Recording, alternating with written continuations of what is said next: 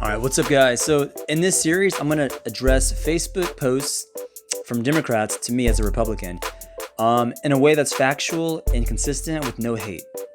It's going to be hard, but I'm going to try. So the first post that I got on my Facebook wall was a guy by the name of Starin. He's a friend of mine from Baylor, back in our Baylor days. And he had this to say. That sounds noble, but you're missing the point. Black Lives Matter really means Black Lives Matter too. The penalties for blacks in the criminal justice system are harsher than whites who commit the exact same crimes. Also, most cop killings are done by whites. That black signing names will get us passed up for job interviews when our resumes are the exact same or better than white counterparts. Okay, so let's get into this. I'm not about to tell blacks that racism does not exist. I'm also not going to qualify racism with whataboutisms in this reply. I do acknowledge there are racist people in society. The truth is, the study Starin's referencing has to do with the Booker versus U.S. Supreme Court case. And if you don't know that case, here's a quick recap. It was a case back in 2005 with the Supreme Court versus Booker dealing with the Sixth Amendment, right to a jury. And the Supreme Court ruled that sentence lengths be calculated solely based on prior history of crimes and facts presented by the defendant that were proven. So in layman's terms, color of skin should not be a contributing factor for calculating how long someone should go to jail. It should be the same whether you're white or black or any other color. Okay, I agree. The results of the study showed that blacks received 19% on average longer sentences than whites. That's racist.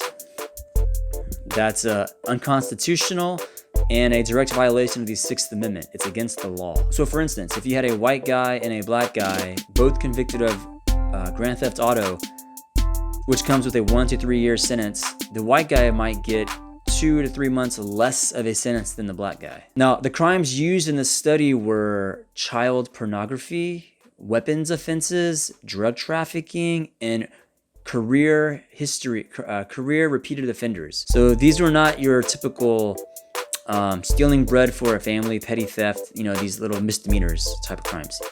I think these are felonies and above. So that was the sample size in the study, just letting you know that. So now if you want to stand on the hill that, the scum of earth, the thugs of our society are being disenfranchised unequally, you go for it. I think it's wrong, but I don't think it affects the majority of us. So I guess my question to you, Starin, would be, are you asking me to pity the black man who's a pedophile serving 36 months in jail because the white guy is only serving 30 months? Is that the question? Because honestly, I think they both should just be in jail for a lot longer. That's where I stand. No matter your skin color, just if you're gonna be a pedophile, if you're gonna be selling drugs and shooting up neighborhoods, trafficking in drugs and getting young people hooked on cocaine and meth and stuff, ruining their lives, stay in jail. Just stay in jail. All right, so now, as for your BLM comment saying Black Lives Matter actually means Black Lives Matter too, I actually stand by the saying all lives matter. And I think all lives matter because at this point in the discussion, in the conversation, we're dealing with people who have not been convicted of any crimes. They're all innocent and they did not deserve to die. So I can list out figures showing how many blacks versus whites died last year, percentage-wise of the population, and try to use, well, what about this, what about that? When the thing is there are enough non-blacks dying that it's a situation to be dealt with. Instead, let me just ask you this question. Just give me your answer. I'm curious what your answer is to this question. If the percentage of blacks and whites that were dying or being brutalized were the same, would you feel the need to protest police brutalizations? I guess, so another way to ask that question would be this. Is the reason for protesting in the BLM movement, A, police shouldn't be killing citizens no matter if they're resisting arrest, or is it B, police should be killing whites and blacks evenly? So if your answer is A, I would say you are an all lives matter advocate, which is what we should be. And if your answer is B, I would say it's a bit sadistic and it's not valuing sanctity of life. So going back to my original statement, I'm all lives matter because enough non-blacks die each year that it's a problem with society, not with just blacks. 24 whites died last year compared to 14 for blacks. So, it's not like they're all black and one guy was white.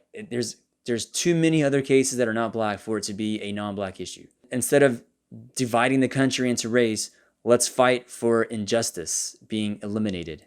It's that simple. So as for the study you were talking about, saying black names get treated differently than white names on resumes, I've seen that study. They used the name Laquanda and Jamal to represent the black names versus some American sounding white guy name.